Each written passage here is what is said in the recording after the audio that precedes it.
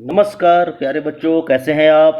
आशा है स्वस्थ होंगे और हर घर पाठशाला लिंक के माध्यम से खूब पढ़ाई कर रहे होंगे। प्यारे बच्चों, आज हम पढ़ेंगे आपके पाठ्य पुस्तक सामाजिक एवं राजनीतिक जीवन का तीसरा अध्याय, जिसका नाम है हमें संसद क्यों चाहिए। हमें संसद क्यों चाहिए। बच्चों, इससे पहले जो हमने 2 पाठ पढ़े हैं उनमें हमने भारतीय संविधान के बारे में पढ़ा, भारतीय संविधान की कुछ विशेषताएं पढ़ी और उसके बाद हमने धर्मनिरपेक्षता के बारे में पढ़ा, मौलिक अधिकारों के बारे में जाना। हमने ये भी पढ़ा कि संविधान ने भारत में शक्तियों का बंटवारा 3 हिस्सों में करा है, जिसको हम बोलते हैं विधायिका, कार्यपालिका और न्यायपालिका। तो अब हम विधायिका और कार्यपालिका, जो कि संसद से संबंधित है, इस बारे में विस्तार से चर्चा करने वाले हैं।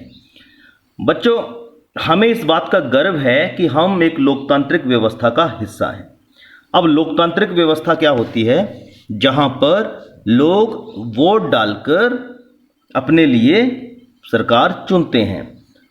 तो इसका मतलब ये हुआ कि अगर सरकार हम अपनी मर्जी से चुनेंगे तो निर्णय प्रक्रिया, सहभागिता और लोकतांत्रिक सरकार के लिए नागरिकों की सहमति का भी महत्व होगा। तो ऐसे ही विचारों को हम आज समझने का प्रयास करेंगे। क्या कहा मैंने? निर्णय प्रक्रिया मतलब कानून कैसे बनते हैं और कैसे वो एग्जीक्यूट होते हैं, क्रियान्वित होते हैं। और सहभागिता क्या होती है, मतलब सरकार में जनता की सहभागिता किस तरह सुनिश्चित होती है और नागरिकों की सहमति का क्या महत्व होता है। बच्चों, सबसे पहले तो ये जानेंगे कि यह कितना महत्वपूर्ण है कि लोग फैसला लें, मतलब लोगों को फैसला क्यों लेना चाहिए। तो बच्चों, हमारा देश भारत 15 अगस्त 1947 को आज़ाद हुआ था। तो इससे पहले हमने बहुत ही लंबा संघर्ष किया, जिसमें विदेशी आक्रांता, विदेशी लुटेरे आए, हमने उनके साथ संघर्ष किया। उसके पश्चात ब्रिटिश उपनिवेशवादी आए, जिन्होंने यहाँ अपना उपनिवेशवाद स्थापित किया, हमने उनके साथ संघर्ष किया। और वर्षों तक लड़ने के बाद जब हमें ये स्वतंत्रता मिली, तो स्वतंत्रता, समानता, निर्णय प्रक्रिया में हिस्सेदारी के विचारों से प्रेरित थे कौन लोग? जो लोग इस पूरे संघर्ष का हिस्सा थे। वो चाहते थे कि हमें आज़ाद भारत में क्या मिले? स्वतंत्रता मिले, समानता मिले और निर्णय प्रक्रिया में हिस्सेदारी मिले। ऐसा क्यों? क्योंकि उपनिवेशिक शासन के तहत लोग ब्रिटिश सरकार से भयभीत रहते थे। वे सरकार के बहुत सारे फैसलों से असहमत थे, लेकिन अगर वे इनकी आलोचना करते तो उन्हें भारी खतरों का सामना करना पड़ता था। स्वतंत्रता आंदोलन ने यह स्थिति बदल डाली। अब लोगों के मन में क्या आ गया कि कम से कम हमारी सरकार ऐसी हो जिसके निर्णयों में हमारा कोई ना कोई योगदान हो और वो हमें पूछकर या हमारी सहमति के साथ ही कोई निर्णय ले।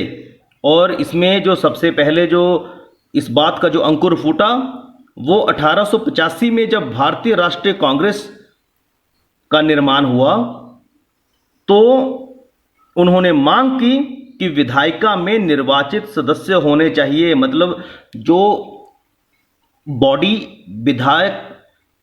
विधेयक बना रही थी वो अंग्रेजों की बॉडी थी, सारी अंग्रेजों का ही पूरा सिस्टम था यहाँ पे।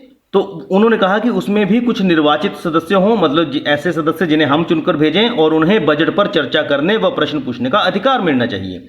और 1909 में गवर्नमेंट ऑफ इंडिया एक्ट ने कुछ हद तक निर्वाचित प्रतिनिधित्व की व्यवस्था को मंजूरी दे भी दी। तो उन्होंने क्या किया? 1909 में अंग्रेजों ने इस बात की मंजूरी दे भी दी, परंतु ब्रिटिश सरकार के अंतर्गत बनाई गई ये शुरुआती विधायिकाएं राष्ट्रवादियों के बढ़ते जा रहे दबाव के कारण ही बनी थी। लेकिन इनमें भी सभी वयस्कों को ना तो वोट डालने का अधिकार था, ना ही आम लोग निर्णय प्रक्रिया में हिस्सा ले सकते थे। तो क्या इस तरह की व्यवस्था को हम लोकतंत्र कह सकते हैं, जिसमें सभी लोग ना तो वोट डालेंगे, सभी लोग निर्णय प्रक्रिया में हिस्सा भी नहीं लेंगे? तो इस तरह की व्यवस्था को हम लोकतंत्र नहीं कह सकते। हालांकि ये जो व्यवस्था बनी, इसने आगे के लिए कुछ दरवाजे तो जरूर खोले। तो बच्चों, उपनिवेशिक शासन के अनुभव और स्वतंत्रता संघर्ष में तरह तरह के लोगों की हिस्सेदारी के आधार पर राष्ट्रवादियों को विश्वास हो गया था कि स्वतंत्र भारत में सभी लोग अपने जीवन को प्रभावित करने वाले फैसलों में हिस्सा लेने की क्षमता रखते हैं। मतलब जितने भी लोग हैं वो अपने जीवन को प्रभावित करने वाले फैसलों में हिस्सा लेने की क्षमता रखते हैं। स्वतंत्रता मिलने पर हम एक स्वतंत्र देश के नागरिक बनने वाले थे।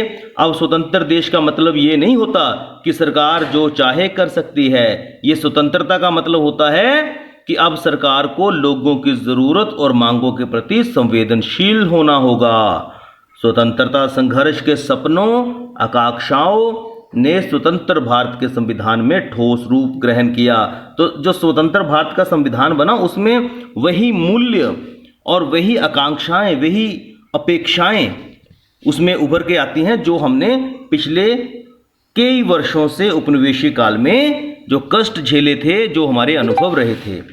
और इस संविधान ने इसके लिए क्या समाधान निकाला, कौन सा तरीका खोजा? सार्वभौमिक वयस्क मताधिकार का सिद्धांत अपनाया कि जितने भी लोग वयस्क हैं, वयस्क मतलब क्या होते हैं? 18 वर्ष से ऊपर, और सार्वभौमिक का मतलब होता है बिना किसी भेदभाव के हर जाति, क्षेत्र, वर्ग, लिंग का व्यक्ति उसमें अपना वोट दे सकता है। और मताधिकार मतलब मत देने का अधिकार। इस सिद्धांत को भारतीय संविधान ने अपनाया और यहाँ लिखा भी गया है कि देश के सभी वयस्क नागरिकों को वोट देने का अधिकार। ये वो अधिकार है जिसकी वजह से आम जनता सरकार के निर्णयों को प्रभावित करती है। बच्चों, स्वीकृति मतलब एक्सेप्टेंस। सहमति का मतलब है चाह, स्वीकृति और लोगों की हिस्सेदारी। तो लोगों का निर्णय ही लोकतांत्रिक सरकार का गठन करता है। जैसे हमने पढ़ा ना कि वयस्क मताधिकार, तो मतलब लोग वोट डालकर ऐसी सरकार का, ऐसे लोगों का चुनाव करते हैं जो उनके विचार को आगे बढ़ाएं, जो उनकी सहमति से निर्णय ले। यदि लोगों को ऐसा लगता है कि ये व्यक्ति हमारे मांगों को सही मंच पर नहीं उठाता है या फिर ये हमारी सोच के साथ सहमत नहीं है, तो लोग क्या करेंगे? उसको वोट नहीं डालेंगे। तो क्या होगा इससे?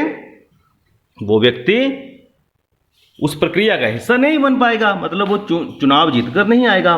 लोग संसद के लिए अपने प्रतिनिधियों का चुनाव करते हैं। इन्हीं निर्वाचित प्रतिनिधियों में से एक समूह सरकार बनाता है। जितने भी लोग चुने जाते हैं वहां पे अलग अलग पार्टीज होते हैं। मान लीजिए एक पार्टी के लोग अधिक जीत गए हैं, दूसरी पार्टी के कम हैं, तो उन्हीं में से एक समूह जिसके सदस्य ज्यादा होंगे वो सरकार बनाएगा। जनता द्वारा चुने गए सभी प्रतिनिधियों के इस समूह को ही संसद कहा जाता है। संसद क्या है? जनता द्वारा चुने गए सभी प्रतिनिधियों का समूह। यह संसद सरकार को नियंत्रित करती है और उसका मार्गदर्शन करती है। मतलब संसद में वे सभी प्रतिनिधि बैठेंगे, चाहे वो सरकार में हो चाहे ना हो, मतलब चाहे वो जीते हुए दल के सदस्य हो चाहे हारे हुए के। मैंने कहा ना कि पार्टीज होती हैं, एक पार्टी के अधिक सदस्य हो गए, एक पार्टी के कम हो गए, परंतु ये जो कम सदस्य हैं ये भी संसद में बैठेंगे और ये भी सरकार के निर्णयों को प्रभावित करने का प्रयास करते हैं। इस लिहाज से अपने निर्वाचित प्रतिनिधियों के माध्यम से लोग ही सरकार बनाते हैं और उन पर नियंत्रण रखते हैं। मान लीजिए मेरा मन कर गया कि मैं संसद में बैठूं, तो क्या मैं बैठ सकता हूं? नहीं, जब तक जनता नहीं चाहेगी। तो इसका मतलब वहां पर बैठे हुए जो लोग हैं, प्रतिनिधि हैं, वो कौन हैं? किसकी इच्छा से बैठे हैं? वे जनता की इच्छा से बैठे हैं। इसलिए लोग ही सरकार बनाते हैं और नियंत्रण करते हैं। तो आशा है बच्चों आपको आज का टॉपिक समझ में आया होगा। अपने पाठ्य पुस्तक में भी इसको पढ़िएगा, कार्यपत्र को हल करिएगा। धन्यवाद। जय हिंद, जय हिमाचल।